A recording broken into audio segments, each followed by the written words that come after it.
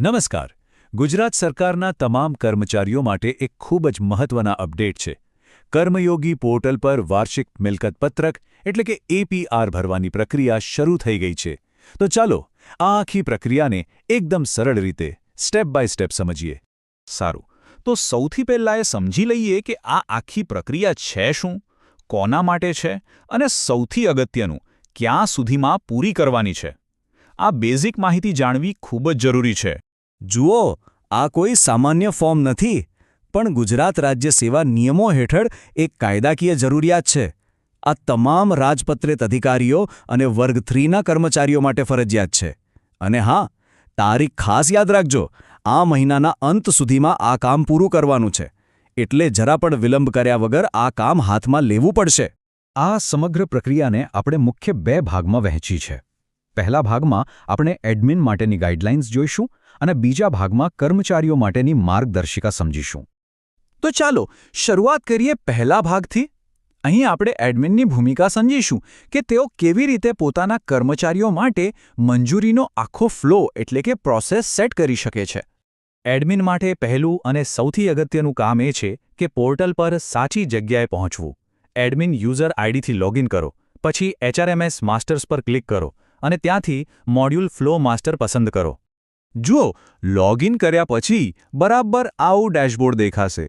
અહીં જે હાઇલાઇટ કરેલો રસ્તો છે, બસ એને જ ફોલો કરવાનો છે.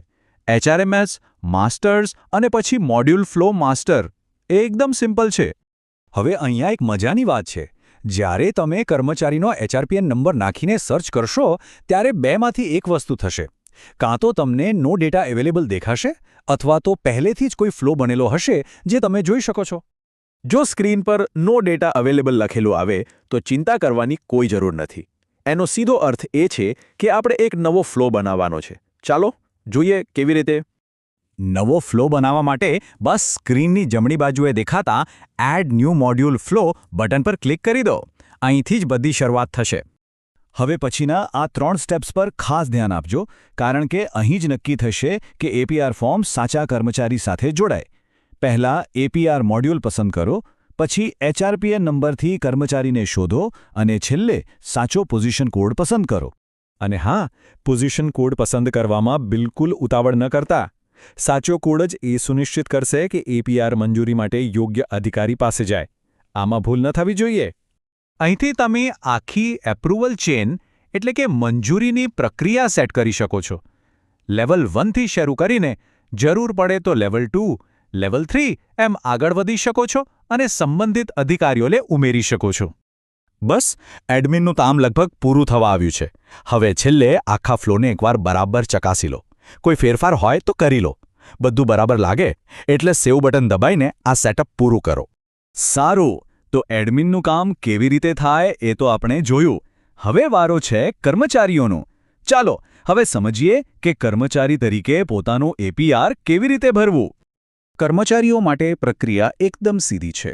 પોતાના ડેશબોર્ડ પર લોગિન કરીને એમ્પ્લોય મોડ્યુલ્સમાં જાઓ અને ત્યાં એન્યુઅલ પ્રોપર્ટી રિટર્ન સબમિશન પસંદ કરો.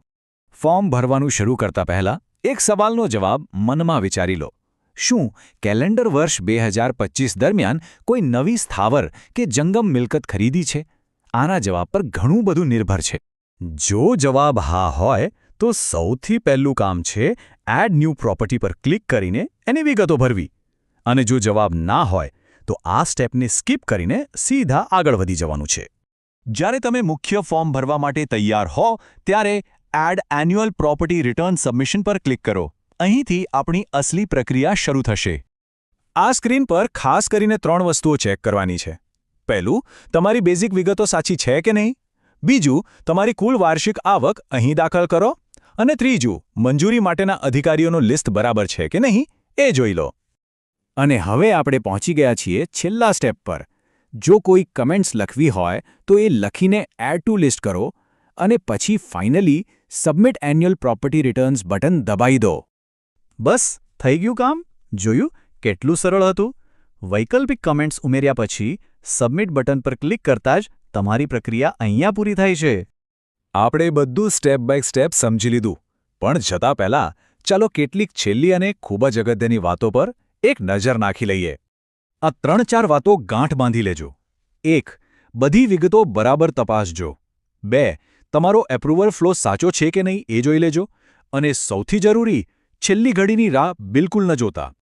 અને અંતે એક વાત જે બિલકુલ નથી ભૂલવાની, એ છે અંતિમ તારીખ. ફરીથી યાદ દેવડાવી દઉં, 31 જાન્યુઆરી 2026. સમયસર આ કામ પતાવી દેજો. રાહ જોવાનો કોઈ મતલબ નથી. આજે જ લોગિન કરીને પ્રક્રિયા શરૂ કરો. આભાર.